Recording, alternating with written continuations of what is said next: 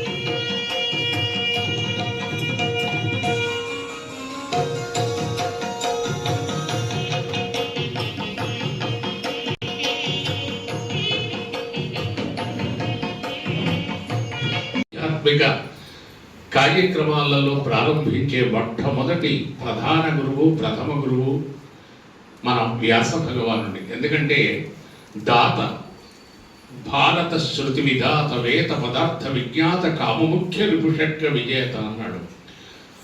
అంటే 4 వేదాలను ఋగ్వేద యజుర్వేద అధర్వణ సామవేదాలన్నిటినీ కూడా అష్టాదశ పురాణాలుగా విభాగం చేసి ప్రస్థానత్రయాలు వేద ఉపనిషత్ బ్రహ్మసూత్రాదులను కూడా లోపట ఎప్పుడైతే ఈశ్వరీయ విశ్వవిద్యాలయం లోపట ఈ సిద్దిపేటలో మేము రావడం జరిగిందో అప్పుడు ప్రారంభం లోపట వారు రావడం జరిగింది. వాడు అంత తెలిసినప్పుడు కూడా వారు 7 రోజుల కోర్సు భగవతి ఇక్కడ తీసుకున్నారు.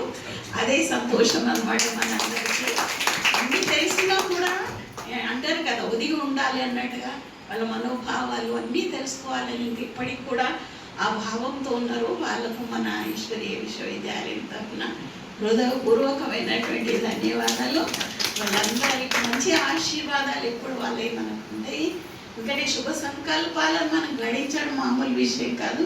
పెద్దవాళ్ళ ఆశీర్వాదం ద్వారా కూడా సమాజంలో కూడా చాలా పరివర్తన రాగలుగుతుంది అన్నమాట.